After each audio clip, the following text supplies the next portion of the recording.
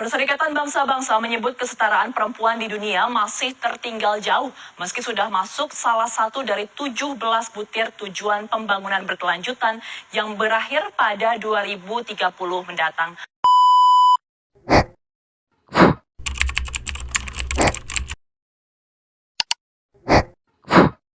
Tahu nggak sih apa perbedaan laki-laki dan perempuan dalam konteks gender? Bukannya cuma perbedaan biologis. Kalau biologis itu jenis kelamin, tapi gender itu adalah konstruksi sosial yang mengatur peran, tanggung jawab, dan harapan terhadap laki-laki dan perempuan. Berbeda dari jenis kelamin biologis, gender berubah sesuai budaya dan perkembangan sosial. Gender memengaruhi bagaimana seseorang diperlakukan dalam pendidikan, pekerjaan, dan juga masyarakat. Berbagai penelitian menunjukkan bahwa ketidaksetaraan gender muncul karena adanya perbedaan akses dan kesempatan. Bias gender terjadi karena rendahnya partisipasi perempuan terhadap kegiatan ekonomi formal, minimnya representasi dalam pengambilan keputusan, hingga perbedaan peran domestik yang terjadi tidak seimbang. Ketimpangan ini terjadi bukan karena ketidakmampuan, tetapi karena norma sosial yang sudah terjadi sejak lama. Nah, teman-teman, ada beberapa bentuk ketidakadilan gender. Yang pertama, marginalisasi. Ketika kelompok tertentu tersisih dari akses ekonomi, pendidikan, atau sumber daya. Yang kedua, subordinasi. Penempatan perempuan pada posisi dianggap lebih rendah daripada laki-laki. Yang ketiga, stereotip. Pelabelan yang membatasi peran dan peluang seseorang. Yang keempat, kekerasan berbasis gender. Tekanan atau kekerasan fisik, psikologis atau seksual yang muncul akibat relasi kuasa yang tidak seimbang. Yang kelima, beban ganda. Perempuan memikul peran domestik dan publik sekaligus tanpa pembagian yang adil. Nah, untuk mengatasi ketidaksetaraan gender secara sistematis, ada strategi pembangunan yang sering disebut dengan pengaruh utamaan gender atau PUG. Pengaruh utamaan gender atau PUG ini adalah proses memasukkan perspektif gender ke dalam seluruh kebijakan, mulai dari tahap perencanaan, pelaksanaan, hingga evaluasi.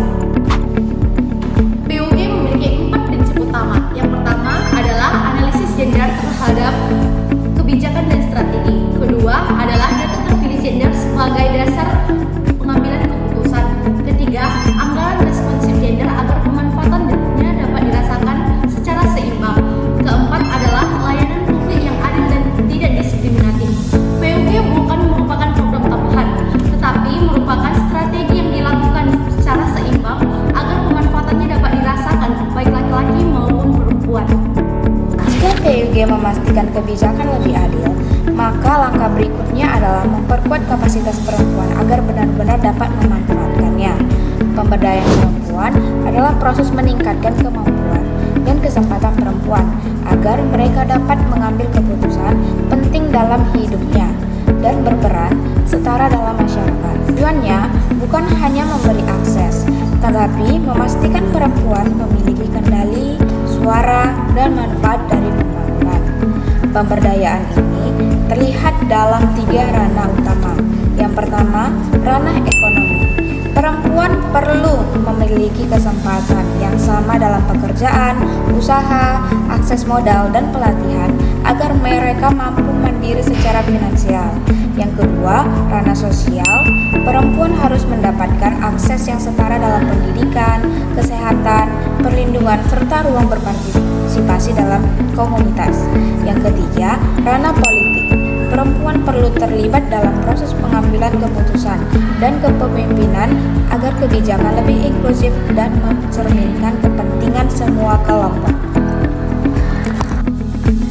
Nah, teman-teman, dari beberapa penjelasan gender tadi, jadi kesetaraan gender itu bukan hanya gagasan teoritis, tetapi kebutuhan nyata dalam pembangunan masyarakat. Ketika laki-laki dan perempuan mendapatkan kesempatan yang adil, maka kualitas hidup keluarga meningkat, produktivitas ekonomi berkembang, dan juga keputusan publik menjadi lebih representatif. Tantangan ketidaksetaraan yang masih ada hingga hari ini menunjukkan bahwa perubahan membutuhkan upaya bersama, mulai dari kebijakan pemerintah, program lembaga, hingga tindakan sederhana dalam kehidupan sehari-hari. Dengan memahami konsep gender, mengenali bentuk ketidakadilan, dan menerapkan pengurusutamaan gender serta memperkuat pemberdayaan perempuan di ranah ekonomi, sosial, dan politik. Kita sedang membangun fondasi masyarakat yang lebih inklusif. Mari kita membuka ruang yang lebih setara bagi setiap individu tanpa terkekang oleh batasan gender. Kita mungkin tidak bisa mengubah semuanya secara sekaligus, tetapi melalui langkah kecil yang konsisten dapat memberikan perubahan yang berarti. Dan ketika kita saling menghargai dan memberikan kesempatan yang adil, maka kita sedang membangun masa depan yang lebih manusiawi dan juga bermartabat bagi semua.